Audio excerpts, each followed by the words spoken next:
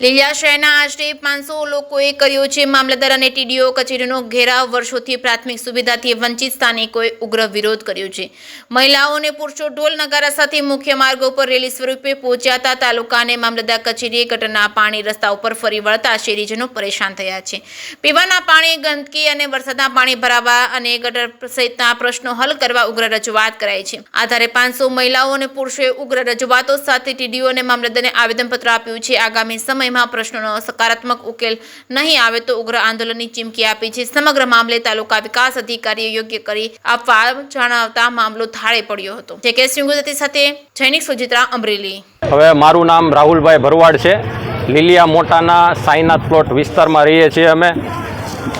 Sainath plot તથા civil plot, Velnath plot, મફત plot, આ બધા પ્લોટના એક જ પ્રશ્ન છે, જેમ કે ગટરના રોડ, રસ્તા, પાણી તથા અત્યારે હાલમાં જે રેલવેનું કામ ચાલી રહ્યું છે તેનું પાણી ડિવાઈડ અમારા પરા સાઈડ કરવામાં આવ્યું છે। તેના કારણે અતિ વરસાદના કારણે ઘરમાં પાણી ઘૂસવાની પણ સંભાવના ભવિષ્યમાં રહે છે। અવારનવાર અમારા પરાના વિસ્તારમાં અત્યાર સુધીમાં સરપંચો ઘણા બદલા પણ એક પણ પ્રકારના કામ થયા નથી। અમારે કોઈ સરકાર આરે વિરોધ નથી, સરકાર ઉપરથી કામ ફાળવે છે, ગ્રાન્ટો વાપે છે, બધી વાત સાચી, પણ અમારા વિસ્તાર સુધી એક પણ ગ્રાન્ટ કે એક પણ કામ અત્યાર સુધીમાં પહોંચ્યા નથી। તે બાબતે અમે મામલતદાર સાહેબશ્રીને તથા ટીડીઓ સાહેબશ્રીને આવેદનપત્ર પાઠવી અને અમારા પ્રશ્નોની રજૂઆત કરેલી હતી। મારું નામ ભરતભાઈ વેગડ છે। અમે સાઈનાથપરામાં રહીએ છીએ। સાઈનાથપરાના વિસ્તારમાં રોડ રસ્તા એટલા અત્યારે ખરાબ છે ચોમાસાને કારણે કે એની વાત પૂછોમાં, ઘરની બહાર નીકળવું પણ મુશ્કેલ છે। પડો ને પડો 100% ટુ વ્હીલ ગાડી લઈને તો તમે જઈ જ ન કહો, 108 ન આવીએ કે, અને ફસાઈ જાય 100%। આ જે છે ને એ કોઈ પણ અધિકારીઓ સાહેબને આ તપાસ કરી લેવાની છૂટ સરપંચને રજૂઆત કરી હતી, સરપંચને વાત કરેલી છે, બરાબર છે। તો આ બાબતે અમે અમારા વિસ્તારમાંથી બધા વિસ્તારના 400-500 જણા ભેગા થઈને આવ્યા છીએ અને આ બાબતે રોડ રસ્તા બાબતે રજૂઆત કરવા આવ્યા છીએ। મામલતદાર સાહેબ અને ટીડીઓ સાહેબને આવેદનપત્ર આપ્યું છે કે આ બાબતે ઝડપથી ઘટતું કરવામાં આવે। સાઈનાથપરામાં રહી છીએ ને અમારે રોડ હારા કરવાની માંગણી માંગી છીએ।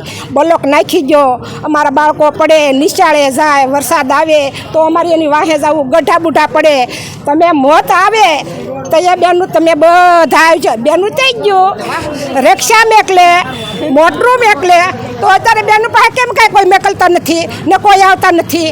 અમારે એ માંગણી છે, અમે કંઈ બાંધવા બોલવા કોઈ આવ્યું નથી। અમે તો એમ તમને હાથ જોડી આ બાળકોની સામું જોવો, ગઢા બુઢાની સામું જોવો, અમારે હાલવું સાલવું કેમ, અમારે ઘેર ગઢા બુઢા હોય, માલ ઢોર હોય, અમારે હકારવા કેમ, એ તમારે જોવાનું હોય, અમારે એ બીજું કંઈ જોવાનું નથી। ભાનુબેન, તકલીફ તો સાહેબ અત્યારે બધી છે નથી। જો પાણીની સમસ્યા બહુ છે, ઉપરથી પાણી આવે છે, રેલવેનો પાટો તપીને અમારે પાણી બહુ આવે છે ત્યાં, અને કચરો ક્યાંય કચરા પેટી નથી, કોઈ સફાઈ કરવા આવતું નથી, કોઈ સારું કરતું નથી કાંઈ સાહેબ। અને અમારે તકલીફ મોટી છે, અમારે રોડ રસ્તા અમને સારા કરી દો।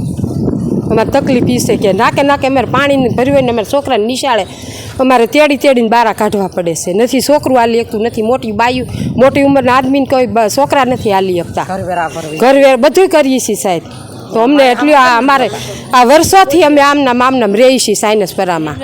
ગટરના પાણીની કેવી સમસ્યા? બહુ જ જવા દો એની વાત, એ અમારે કોલેરા થઈ જાય ને એટલી સમસ્યા અમારે ગટરના પાણીની છે। પાણી હાલતું નથી હસવાડું। માગણી અમારી જો રોડ રસ્તા બધા સારા કરી દો અને અમને બધું વ્યવસ્થિત કરી દો ને, અમે માણસ છીએ અને અમને પાણી ટાઈમસર દો અને અમારે